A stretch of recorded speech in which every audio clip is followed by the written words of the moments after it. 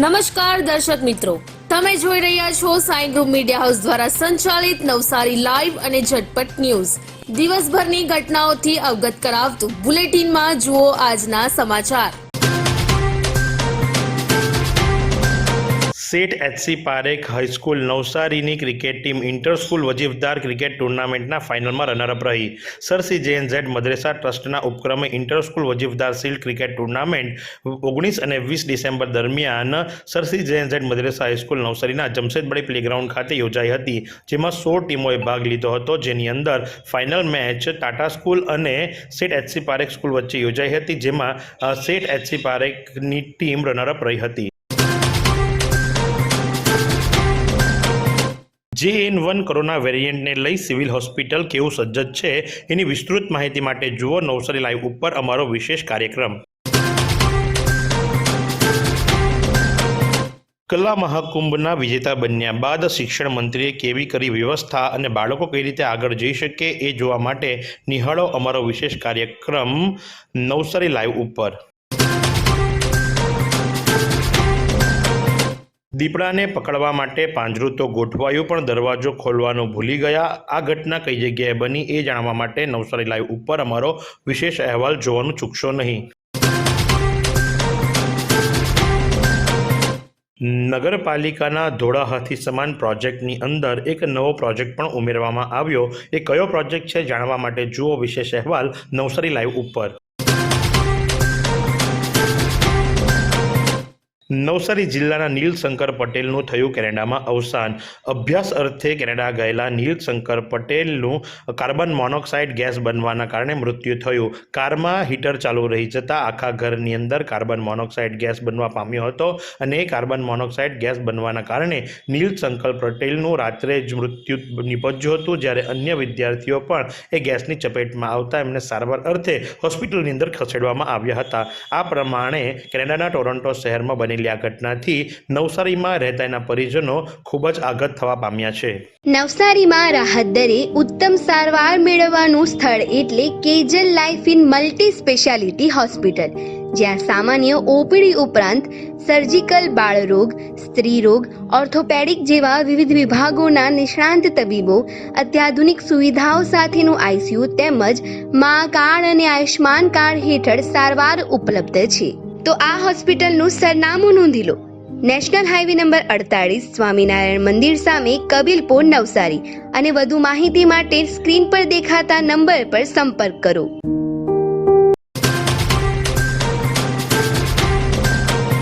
હવે તો નકલી પોલીસથી સાવધાન બન્યું રહ્યું, કારણ કે બન્યું એવું બિલ્લીમોરાના ગોહર બાગમાં આવેલા આકાર કોમ્પ્લેક્સમાં રહેતા સારિકા જાદવ બપોરે 12 વાગ્યે પોતાના ઘરેથી શાકભાજી લેવા માટે નીકળ્યા હતા, ત્યારે નકલી પોલીસ બનીને આવેલા 3 વ્યક્તિઓએ એમને ઘેરી લીધા હતા અને કહ્યું હતું કે આટલા બધા દાગીના પહેરીને તમે કેમ ફરો છો, અમે પોલીસવાળા છે એમ ઓળખાણ આપી એમણે પહેરેલા દાગીના જે ખરા એ થેલીની અંદર મૂકવા કહેતા એમનું 1.5 તોલાનું મંગળસૂત્ર, હાથમાં પહેરેલી 2 તોલાની બંગડી અને આંગળીમાં પહેરેલી 1/2 તોલાની વીંટી ભેજા બાજો જે ખરા એ એમને વાતમાં પાડી અને શેરવી ગયા હતા. અને આ રીતે એમને અચાનક ખ્યાલ આવ્યો કે ભાઈ હું તો છેતરાઈ ગઈ છું, અને જેથી કરી તેમણે પોલીસમાં ફરિયાદ નોંધાવતા વધુ તપાસ જે ખરી એ બિલ્લીમોરા પોલીસના ઇન્ચાર્જ PI DL લાડુમોર કરી રહ્યા છે.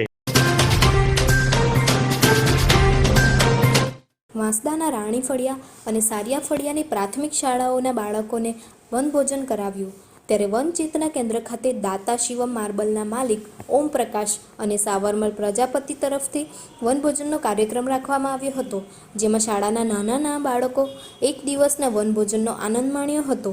આ પ્રસંગે શાળાના આચાર્ય અશ્વિનસિંહ પરમારે દાતાનો આભાર વ્યક્ત કર્યો હતો, અને આ પ્રસંગે કિશનભાઈ સેંગાર, ધર્મેન્દ્રસિંહ સોલંકી, દલારામ ચૌધરી, ભવરલાલ ચૌધરી, લાલસિંહ, કોનારામ ચૌધરી, મહેશભાઈ ચૌહાણ, કલ્પેશ સુરતી, રેન્જ ફોરેસ્ટ ઓફિસર ચેતન પટેલ, તાલુકા શિક્ષણ અધિકારી હરસિંહ પરમાર, શાળા શિક્ષક પરિવાર સહિતના મહેમાનોએ આ બાળકોનો ઉત્સાહ વધાર્યો હતો. વાંસદા તાલુકાના હનુમાનબારી સર્કલથી વાપી શામળાજી હાઈવે ધરમપુર જતા રસ્તા વચ્ચે આવેલા પુલની સાઈડમાં વરસાદની સિઝનમાં ગાબડું પડ્યું હતું, જે અત્યાર સુધી રિપેરિંગ નહીં કરતા વાહન ચાલકો હાલાકી ભોગવી રહ્યા છે.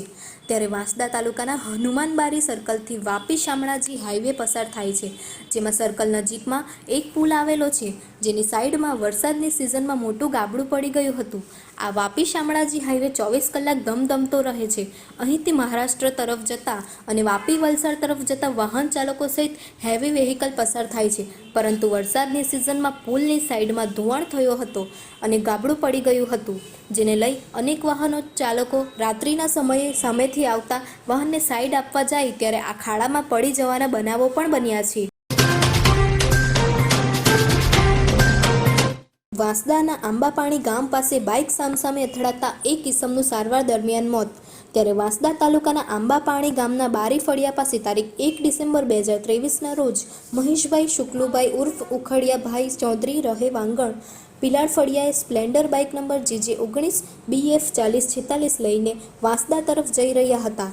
એ દરમિયાન સામેથી બાઇક નંબર JJ21 AB 8974નો ચાલક, જેનો નામ ઠામની ખબર નથી, એ પોતાની બાઇક પૂર ઝડપે હંકારી મહેશભાઈની બાઇક સાથે અથડાતા મહેશભાઈ રોડ ઉપર પટકાતા મોઢાના ભાગે તથા કાનમાં ગંભીર ઇજાઓ થતાં 108 એમ્બ્યુલન્સમાં પ્રથમ વાંસદા કોટેજ હોસ્પિટલ, વધુ સારવાર માટે વલસાડ સિવિલ હોસ્પિટલ લઈ જતા ત્યાં સારવાર દરમિયાન તારીખ 19 ડિસેમ્બર 2023ના રોજ મોત નીપજ્યું હતું, જેની ફરિયાદ રસિકભાઈ ભીખુભાઈ ચૌધરી રહે વાંગણે વાંસદા પોલીસ મથકે અજાણ્યા બાઇક ચાલક વિરુદ્ધ આપી હતી.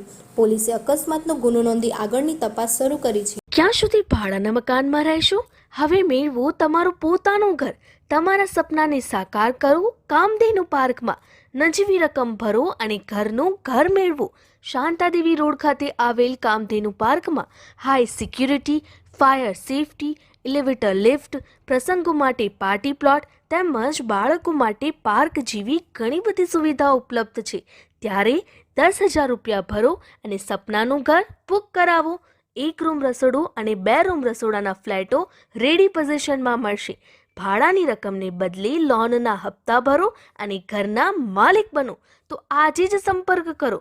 કામધેનુ પાર્ક, વિદ્યાભારતી સ્કૂલની પાછળ, શાંતાદેવી રોડ, નવસારી. અને વધુ માહિતી માટે સંપર્ક કરો 9375956935 અને 9825696292. ભક્તાશ્રમ શાળામાં વાર્ષિક રમોત્સવ ઉજવાયો. તારીખ 14, 15 અને 16 ડિસેમ્બરના રોજ નર્સરીથી લઈ ધોરણ 12 સાયન્સ અને કોમર્સના તમામ વિદ્યાર્થીઓ માટે વાર્ષિક રમોત્સવનું આયોજન કરવામાં આવ્યું હતું. બાળકોના સંસ્કાર અને શિક્ષણ સાથે શારીરિક અને માનસિક વિકાસ થાય તે હેતુસર દર વર્ષે શાળામાં વાર્ષિક રમોત્સવનું આયોજન કરવામાં આવે છે, જેના ભાગરૂપે 14 થી 16 ડિસેમ્બર દરમિયાન વિવિધ રમતોનું આયોજન કરવામાં આવ્યું હતું, જેમાં running race, relay race, book balance, slow cycling, hurdles race, kabaddi, kho kho, રસ્સાખેંચ, દોરડાકૂદ, વોલીબોલ તથા ક્રિકેટ જેવી રમતોનું આયોજન કરવામાં આવ્યું હતું. નવસારી તાલુકાના પ્રતાપપુર ગામે વિકાસ ભારત સંકલ્પ યાત્રા કાર્યક્રમ યોજાયો. આ પ્રસંગે બક્ષીપંચ મોરચાના મહામંત્રી સનમ પટેલે જણાવ્યું હતું કે વિકસિત ભારત સંકલ્પ યાત્રાના માધ્યમથી કેન્દ્ર અને રાજ્ય સરકારની યોજનાઓનો લાભ ઘર આંગણે જ ગ્રામજનોને મળી રહે તેમજ વિવિધ સરકારી યોજનાઓ વિશે માહિતગાર કરવામાં આવે, જેથી કોઈપણ લાભાર્થી રહી ન જાય તેની વિશેષ કાળજી રાખવામાં આવી રહી છે. કાર્યક્રમ દરમિયાન મેરી કહાની મેરી જુબાની અંતર્ગત વિવિધ યોજનાના લાભાર્થીઓએ સરકારી યોજનાના લાભો વિશે પ્રતિભાવો આપ્યા હતા. વિકસિત ભારત સંકલ્પ યાત્રા રથ નવસારી જિલ્લામાં તારીખ 30મી નવેમ્બરથી પ્રારંભ થયો છે, જે અન્વયે વાંસદા તાલુકાના બેડમાળ ગામના નૈનાબેન દીપકભાઈ જોગરાએ કાર્યક્રમમાં પોતાના પ્રતિભાવ આપતા જણાવ્યું હતું કે એમના સસરાને સતત ખાંસી અને તાવ રહેતા ખૂબ જ ગંભીર રીતે એઓ બીમાર રહેતા હતા, સાથે ભૂખ નહીં લાગતા તેઓને પ્રાથમિક આરોગ્ય કેન્દ્ર અકલાચ ખાતે બતાવવામાં ક્ષય રોગ માલુમ પડ્યું હતું, જેથી તેમની સારવાર સમયસર ચાલુ કરી આશા વર્કર બહેનોએ ઘરે આવી ગોળી આપી જતા એમની તબિયતમાં ઘણો સુધારો થયો છે અને સાથે જ એમને 500 રૂપિયાની સહાય પણ આપવામાં આવે છે, જેથી કરી તેમણે આરોગ્ય વિભાગનો આભાર માન્યો હતો.